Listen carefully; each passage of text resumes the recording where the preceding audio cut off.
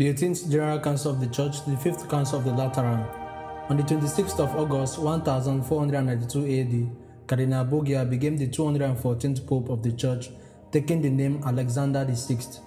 With bribes and promises of ecclesiastical benefits, he had 16 cardinals to vote for him out of the 23 that gathered for the conclave. It was one of the darkest days in the history of the papacy.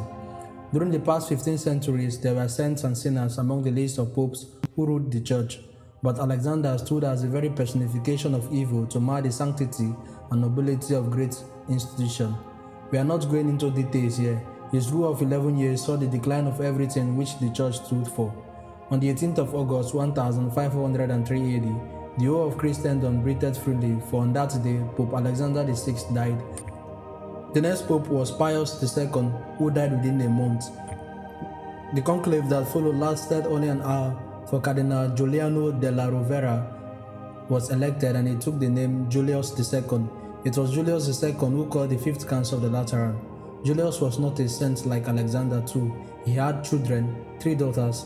These are products of his lost life during his early years. He was a terrible man, spending most of his time in the army uniform leading the troops in battle. Before his election, he had promised the cardinals that he would consult them in every affairs of the church. But once in power, Julius ignored them and made matters worse. He appointed 27 new cardinals. The angry cardinals left Rome to join the camp of Louis XII, the King of France. Julius was leading his army to meet the French in North Italy. In a series of battles, the French defeated Julius. Crushed by defeat, Julius slowly returned to Rome in the company of his clever master, the general of the Dominicans, Cajetan. It was he who inspired Julius to call a general council. On the 18th of July 1511 AD, he signed a bull convoking a general council at his own palace, the Lateran, on the 19th of that same month in the year 1512 AD. The council lasted for full 5 years, ending in 1517 AD. There were only 12 public sections in all. The main topics of discussion were the revolt and schisms of the cardinals, the reform of the church, and the problem of pragmatic sanction by which the French demanded recognition of the Robber Council of Basel.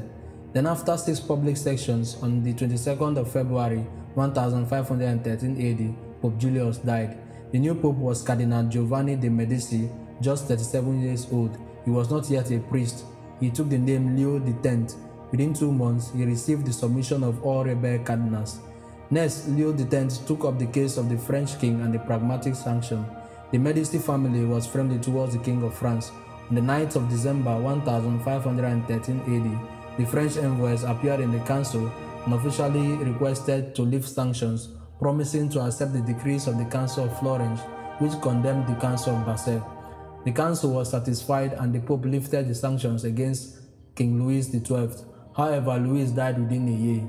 His successor, King Francis I, was his son-in-law. He stood against his father-in-law's abdication of French rights to the Pope. Determined to make peace with France, Leo traveled to Bologna to meet Francis, who had come there.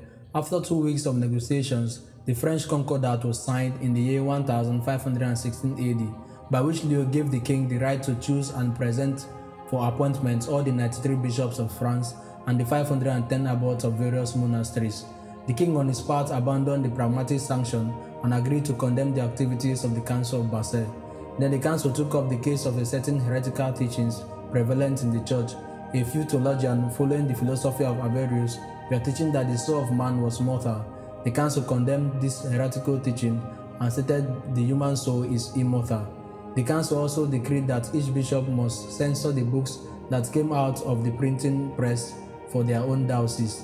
Another decree was passed which forbade preachers to speak about the private life of bishops and other church dignitaries. There was an open demand from the bishops of the council to suppress the Franciscan conventuals, since they acted almost independently of the bishop.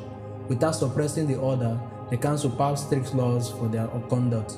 On the 16th of March 1517 AD, with a decree that forbade the looting of the palaces of cardinals during the vacancy of the Holy See, common occurrence in those days, the 5th Council of the Lateran came to a close.